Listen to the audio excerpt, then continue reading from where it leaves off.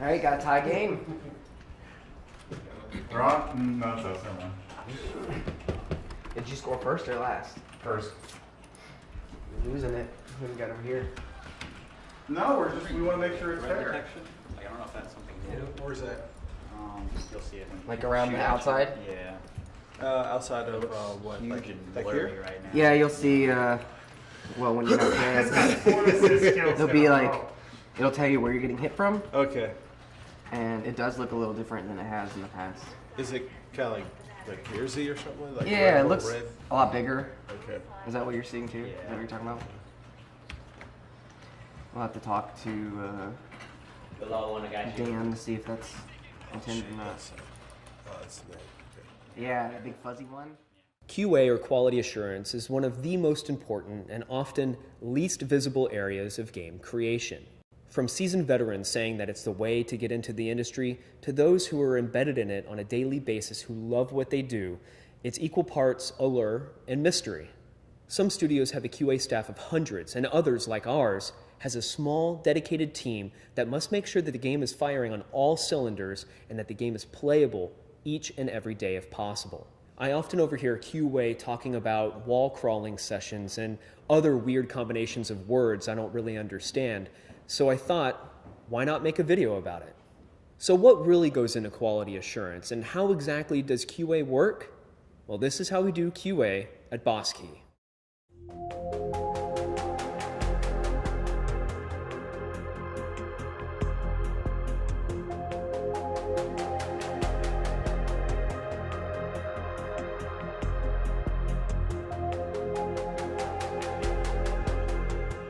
From the beginning here at Boss Key, there wasn't a preconceived notion on what QA should be. QA is as important a department as any other here at the studio. There were no rules about how QA could or couldn't interact with designers or developers or attend work functions or anything like that. Our QA works with everyone. So how do we break down this process? We can start with our QA lead, Aaron Jones. The QA process as a whole does start with knowing what a build is. And the build is essentially the game state at the time that it is made. So for example, we have an automated process that kicks off at night. So when everyone gets in the morning, we already have a build ready to go. So that build would be a combination of what the programmers have done and what the artists have done. And they do their work, they combine them together, and they make one build. So they make the game in its current state. So QA process at Boss Key takes those builds that are made either automatically or by us manually, and we deploy those to all the machines here. And in the morning, Jason and Jake back here kind of deploy the build to all these machines, and then they run through a smoke test. And that smoke test is just kind of going through everything as quick as possible, but still able to test everything thoroughly. It's kind of a, here's the build, here's how it's looking so far this morning, and it's usable. So they'll go through all the classes, make sure all the abilities work. They'll go through the maps, make sure kind of the maps that we intend on playing that day work. They kind of test them out, make sure it's good, and they compile a report. Say, here's what's working, here's what's not working, this build is okay, this build is really good, or this build is unplayable, and they send that out to everyone. So everyone kind of has an understanding of the build on that day.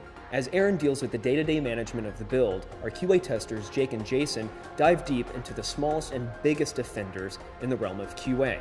Since LawBreakers is a multiplayer-only game, balance is absolutely key. So down to the basics, wall crawling is you're almost literally crawling around the walls of the map. The main thing you're looking for is to make sure, one thing, obviously, that all the collision is there. This is one of the most basic tests that we'll run through. Usually in larger maps, we may grid out the map. We may print out a top-down view of the map, grid it out and assign it to different people. That would be their area, their specific area. They do anything and everything in that area that they can do in the game. This might include shooting the walls with bullets, shooting the walls with projectiles, trying to walk through the walls, anything that can break that collision, that player and geometry collision. A lot of the areas that one might not think about wall crawling is the outside of the playable space areas. People love breaking games. They love going where they're not supposed to, where they're not. We don't tell them they can't go there. Obviously, we want them to be able to go everywhere in the map. But these areas could have very severe consequences if there's no collision there. They can go completely under the map. They'd have view of everybody. There might not be collision on that side of the map because you're not supposed to be there. As you can see, Jake is going through all around. We saw a little area there that didn't have any geometry. We'll definitely need to get bugging on that. This is one of the most basic things. Talking to many other testers, this is probably the one thing that they hate the most because it's tedious. You're literally walking against walls all day. And if you don't have good collision, if you can't navigate the map properly, if you can't shoot through things and not shoot through things that you're not supposed to, then the game is broken. It's a cycle. Some bugs are found by the team during playtest sessions and then reported to QA. Other times, QA finds bugs before the playtest sessions, and they have to put the playtest on hold until the bug is fixed. More than anyone else, these guys understand every single detail and know that even the smallest bug can break the biggest game. So a game-breaking bug, usually we find during our initial smoke test of the day. First thing we do is get a bug in, get all the valuable information. If it's crash, get logs of the crash, running in debug. If it's a gameplay breaking issue, we'll get videos, we'll explain in the bug why it's a game breaker. And that's the top priority, get that fixed. Everything's on hold until this is fixed. We can't have any play testing. Everybody loves play tests, so they're definitely gonna fix that right away. At the end of the day, constant iteration and play testing is what it's all about. What's cool is that everybody here at the studio wants to play the game each and every day. Playtests here at Bosky are definitely they're a major part of the QA process and the company as a whole. I've seen in the past, and other people have mentioned this as well, at companies they've worked for, and I've even read about it, how playtests for them have been kind of something they don't want to participate in. They either don't like the game, or maybe they just don't want to keep playing the game, they're not having much fun in it. There's various reasons, too much work to do.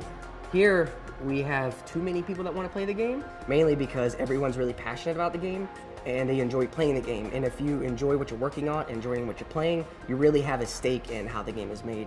If you're kind of apathetic about how you're going to go about something, then you're really not going to put that into your game. So the fact that everyone here gets incredibly emotional, and there's some harsh words thrown around about how playtests end up, and smashing keyboards, like, that's either really good or really bad. Hopefully it's really good. So far, so good. We love playing it. The road show that we've been on, everyone has enjoyed playing it. We brought people in who enjoy playing it, so I think that's really going to work out for us. QA is different depending on where you are.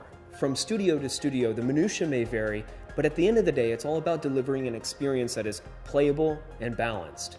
Here at Bosky, we're all QA testers to some degree. If you missed the previous Dev Diaries, head over to our LawBreakers YouTube page to check them out. For news and updates, follow us at Bosky and at LawBreakers on Twitter. From everybody at the studio, thanks for watching.